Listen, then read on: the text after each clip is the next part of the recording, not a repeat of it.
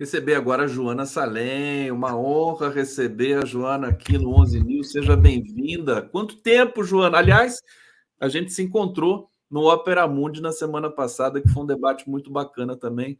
Seja bem-vinda. Aqui toda vez que eu vejo seu nome, Joana Salem, eu lembro das Bruxas de Salem, que é Pois aquele, é, uma geração de transgressão. Você tem a ver com aquele livro, não? Olha, espiritualmente sim, geneticamente não. Geneticamente, não. Quem que é o autor mesmo das Bruxas de Salem? Se alguém souber aqui, fala para a gente que eu esqueci. É um grande autor de romances no cenário internacional. Olha, gente, Joana Salem é professora visitante do bacharelado em Ciências Econômicas da UFABC, doutora em História Econômica pela USP, mestra em Desenvolvimento Econômico pela Unicamp e graduada em História pela USP. Foi pesquisadora visitante da Universidade da Califórnia, Irvine, a UCI, em 2017 e 2018, é autora de diversos livros e artigos sobre a América Latina contemporânea, trabalhou como coordenadora de conteúdo e supervisora pedagógica do portal Memórias da Ditadura do Instituto Vladimir Herzog e é mãe da... Como é que é o nome da sua filhota? Flora. A mãe da Flora. Ô, Joana, querida, deixa eu começar perguntando para você. A gente vai falar desse curso, né, de um programa que você idealizou aqui junto com o Instituto Vladimir Herzog, mas eu não posso deixar de perguntar para você sobre algumas questões da América Latina, que é o teu campo de pesquisa. Como é que você está vendo a greve na Argentina hoje, né, contra as reformas ultraliberais ali do Milei? O Milei começou com muita violência, vamos dizer assim, com as medidas, já voltou atrás em algumas. Como é que está a situação, o cenário da Argentina para a gente, se você está acompanhando?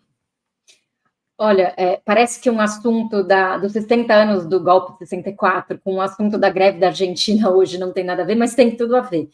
Porque o que o Milei está fazendo é uma reedição de uma espécie de doutrina do choque que foi aplicada de maneira avassaladora pela ditadura na Argentina, né?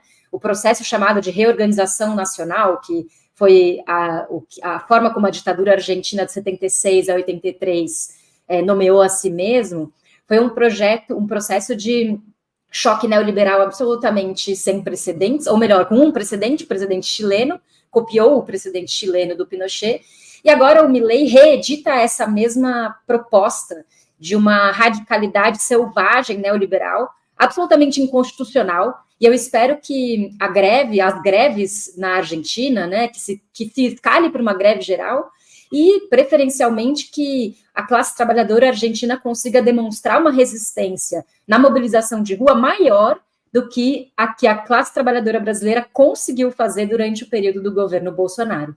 Por mais que a gente saiba que era pandemia, que havia uma série de dificuldades, inclusive de sobrevivência e subsistência da resistência trabalhadora brasileira contra o Bolsonaro, a gente sabe também que poderia ter havido maior mobilização. Eu espero que a Argentina dê essa lição também de resistência e aposto que vai dar, né? Tenho essa confiança de que os argentinos têm uma classe trabalhadora muito organizada, uma cultura associativista super importante, mais forte do que a brasileira em alguns aspectos, né?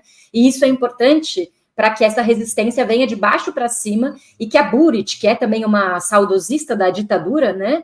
Ela não consiga implementar simplesmente a sua repressão pela escala das mobilizações. Eu espero que esse seja o confronto, né? As mobilizações da Argentina sejam tão grandes ao ponto de que a verve repressora do governo Milei não seja nem capaz de se implementar, porque seria uma grande vergonha internacional, né? A gente não vive mais na Guerra Fria, afinal.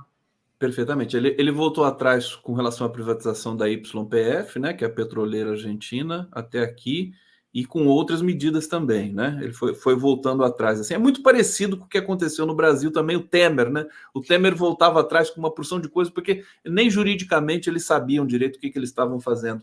Olha só, deixa eu colocar na tela o site memoriasdaditadura.org.br. Tá belíssimo aqui o site. Eu vou compartilhar. Deixa eu compartilhar a tela com vocês aqui da imagem deste trabalho. Tá aqui, ó, Memórias da Ditadura. Esse ano a gente relembra 60 anos do golpe, 2024, né? O golpe de 64. E aqui você tem, olha aqui o Alexandre Vanucci Leme. Conta um pouquinho desse projeto,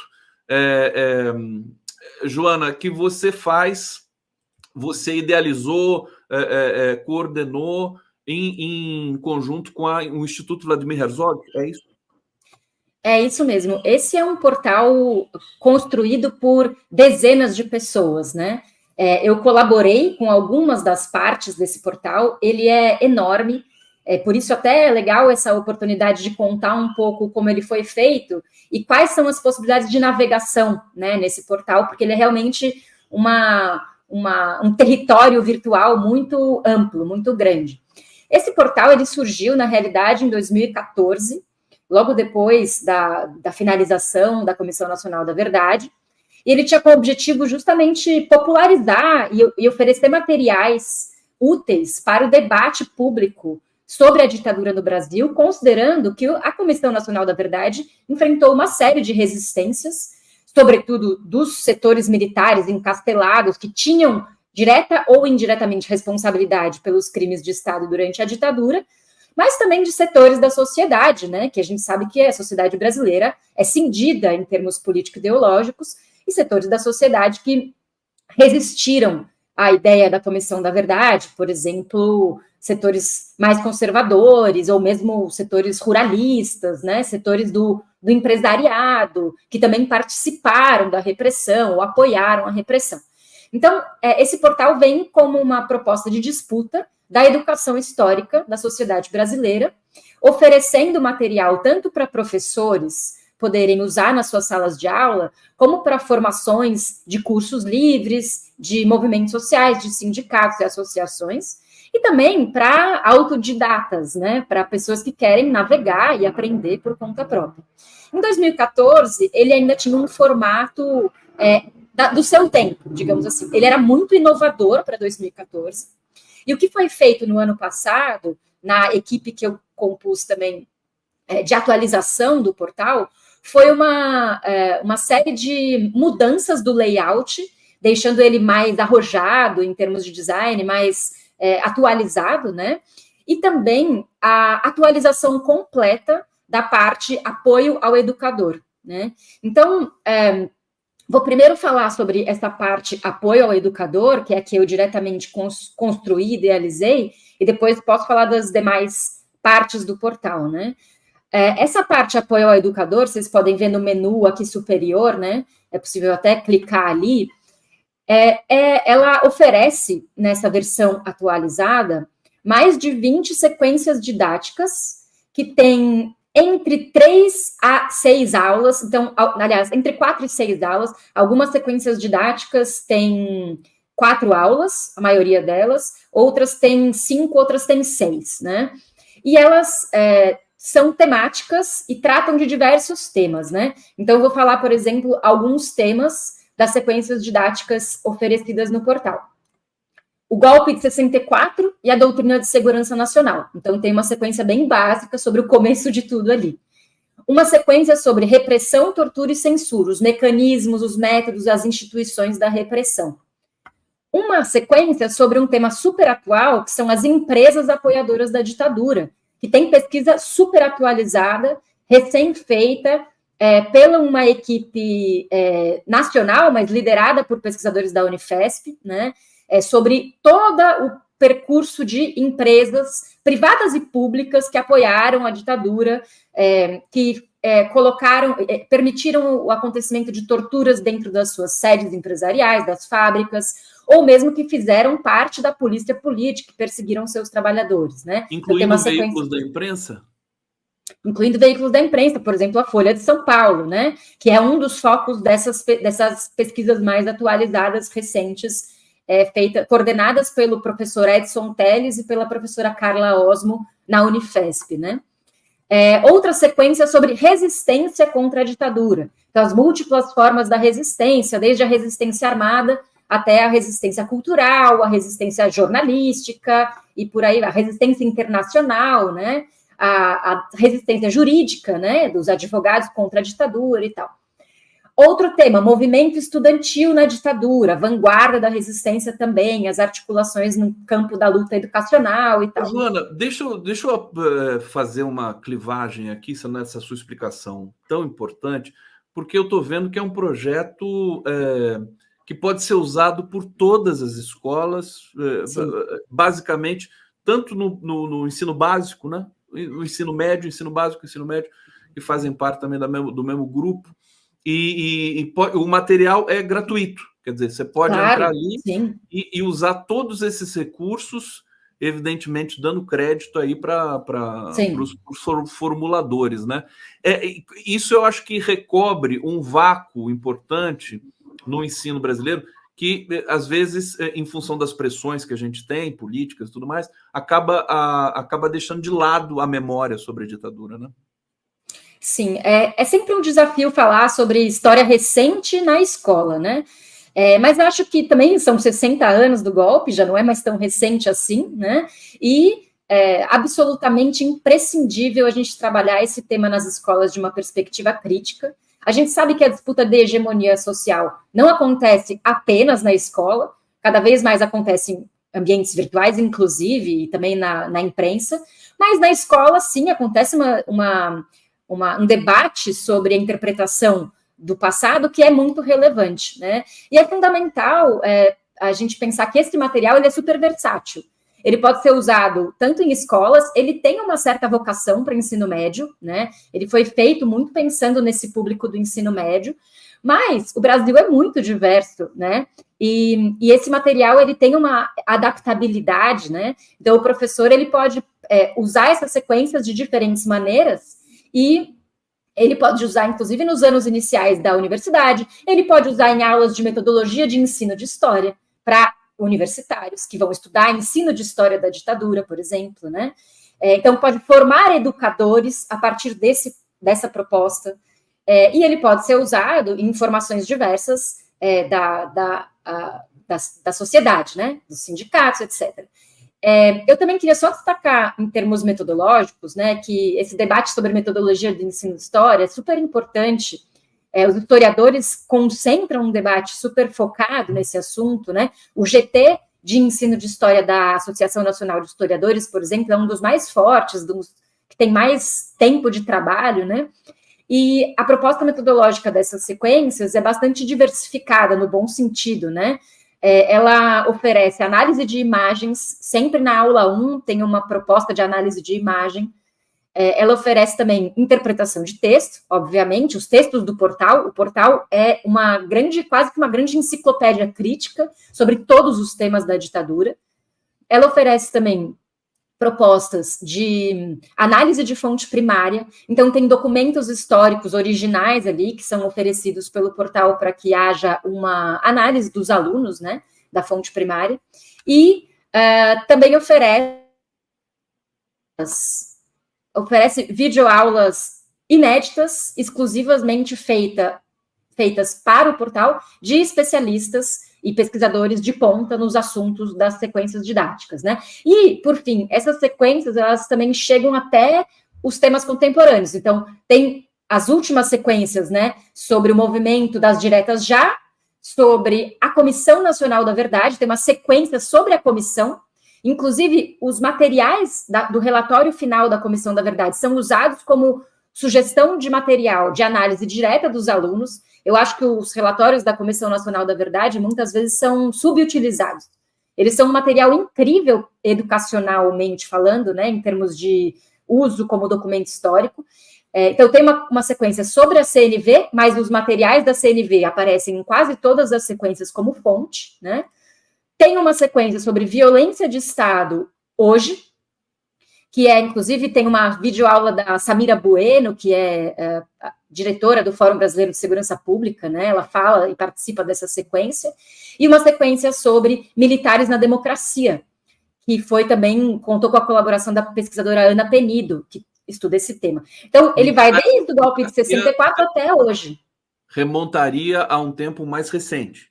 Exato. Esse processo de transição em que os militares asseguraram isso que a pesquisadora Ana Penido vai chamar de reservas de domínio, que são temas em que os militares concentram poder e os civis não têm direito a meter o bedelho, digamos assim, né? Isso é um problema. A Joana um pouquinho aqui com vocês.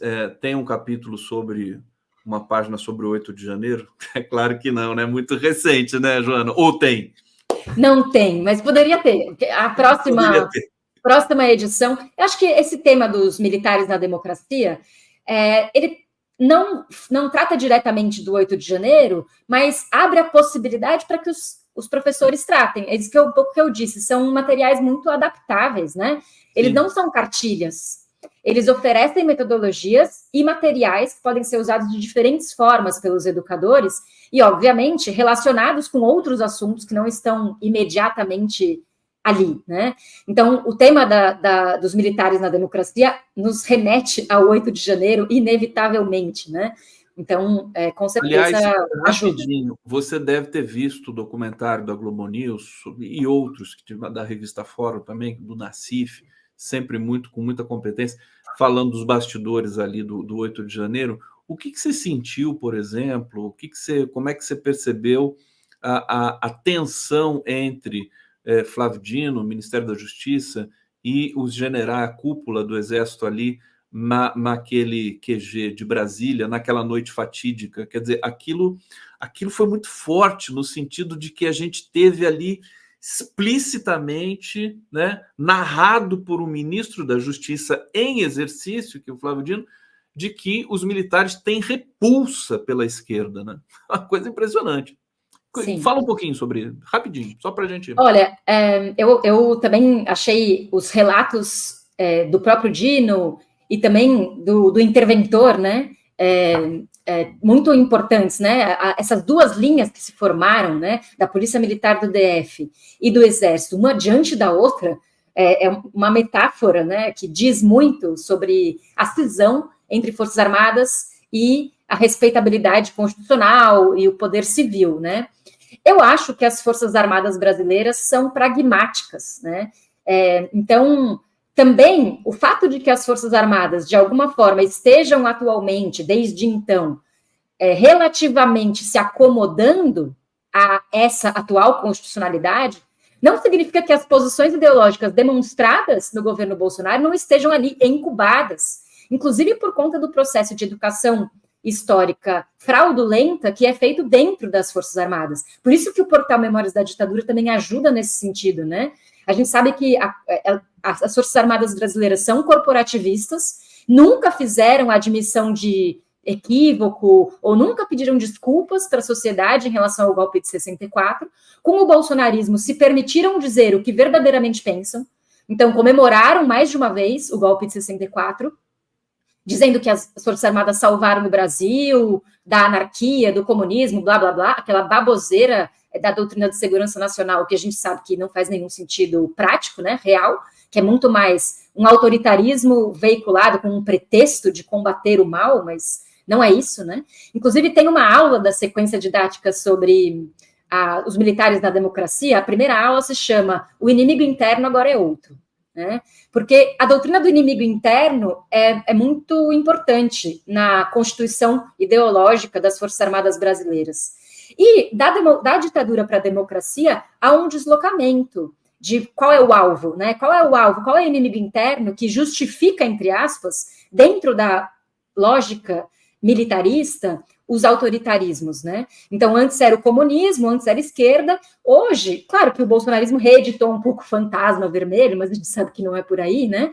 Mas existe um inimigo interno histórico concreto na sociedade brasileira, tratado assim pelas Forças Armadas e especialmente pelas polícias militares, que é as pessoas pobres, pretas e periféricas, que morrem de maneira autojustificada pelas polícias militares. Então, essas sequências didáticas do final buscam justamente relacionar essa continuidade doutrinária dos corpos militares brasileiros, da ditadura para a democracia, fazendo matizes de qual é o novo inimigo interno e como trabalhar esse problema na sociedade.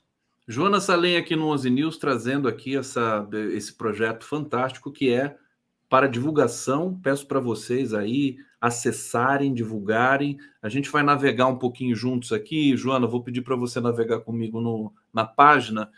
E antes eu quero dizer o seguinte, eu falei uma besteira gigantesca aqui, eu falei Bruxas de Salem, falei que era um romance, mas não é. É um relato histórico de um processo persecutório, né? Nos Estados Unidos. Eu confundi, falei, ainda deve ser um romance do Sidney Sheldon, besteira total aqui, como está dito. Minha querida Joana Salem, deixa eu trazer aqui o site, está aqui essa imagem sempre bonita do Caetano e do Chico Buarque, que, aliás, o Chico Buarque, em especial, muito atuante nesses momentos dramáticos que o Brasil passou. Vamos navegar um pouquinho aqui no site, vou descer aqui. Olha que tem uma cena da Dilma aqui também. Olha só. Antes de descer, Conde, deixa eu sugerir para você, sugerir que você passe o mouse nesse menu, porque esse menu é muito grande. Ele se desdobra muito. Passa, por exemplo, o mouse em História da Ditadura. História da Ditadura, está aqui. Aí você vai ter vários... Então tem Origens do Golpe, Períodos da Ditadura, Anistia e Abertura, Personagens da Ditadura. Então tem mini biografias de personagens da repressão e da resistência, né? Deixa eu entrar um pouquinho aqui. Olha, e também um debate sobre a América Latina, né? Um texto sobre a América Latina. Aí, por exemplo, aqui, os personagens. Isso. Então tem os personagens da repressão e os da resistência com diversas mini biografias, né? Aí tem essa parte repressão e resistência aqui de cima do menu, que desdobra as várias... Primeiro, o mecanismo da repressão descreve as instituições e, na parte da resistência, desdobra a resistência nos segmentos de resistência. Então, resistência dos partidos, a resistência do movimento estudantil, a resistência da imprensa alternativa, a resistência dos povos indígenas, dos movimentos de bairro, das mulheres, da comunidade LGBT, dos operários, dos camponeses, dos estudantes, do movimento negro, dos grupos da luta armada.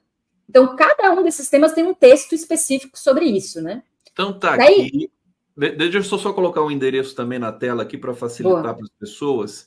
memoriasdaditadura.org.br. Eu queria descer um pouquinho, porque está bonito aqui embaixo. Pode descer. Também. Essa parte de projetos, essa parte que entra o projeto do Alexandre Vanucchi Leme, que é um livro apoiado pelo Instituto Herzog, escrito pelo Camilo Vanucchi, né?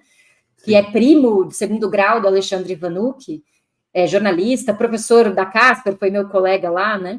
É um projeto, um dos projetos. Então, essa parte que vai passando assim, você pode até clicar na flechinha, são vários projetos que tiveram começo, meio e fim, relacionados, nesse caso, por exemplo, com a história do Alexandre, depois com a imprensa alternativa. É um projeto do Instituto Herzog sobre acervo da imprensa alternativa. Esse é um projeto...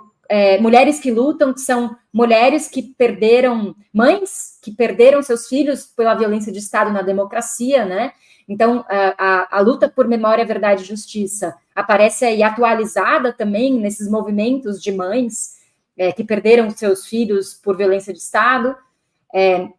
A Vala de Perus, uma biografia, um projeto de livro e também de podcast do Camilo Vanucchi, também apoiado pelo Instituto. O podcast é incrível, ele conta a história da Vala de Perus em 6 episódios, né? É possível encontrar nos tocadores. Então, aí são projetos mais temáticos, digamos assim, né? Naquele menu superior tem todo o tema de história da ditadura e também de memória, verdade e justiça e o apoio ao educador. Ô, Joana, aqui embaixo tem essa parte também que parece muito interessante, são facsímiles aqui de revistas antigas. Exato. Aí é uma parte muito inovadora também dessa última atualização, porque o portal, ele não tinha um formato de acervo, ele não tinha uma acessibilidade de acervo. Ele era um portal que você conseguia navegar por ele e tinha um mecanismo de busca que não era tão atualizado, tão sofisticado. O desenvolvedor da atualização do site, que é o Naka, né? O Naka, ele fez junto com o Jean Pérez e outros especialistas em desenvolvimento de organização de acervo, né? Eles transformaram todas as fontes e materiais que tem no portal numa espécie de grande arquivo. Então, nessa parte da documentação, é possível encontrar como se você estivesse acessando um arquivo mesmo, né? Um arquivo digital. Revistas, jornais de época, imagens, cartazes, links com alguns vídeos, né? Por aí vai.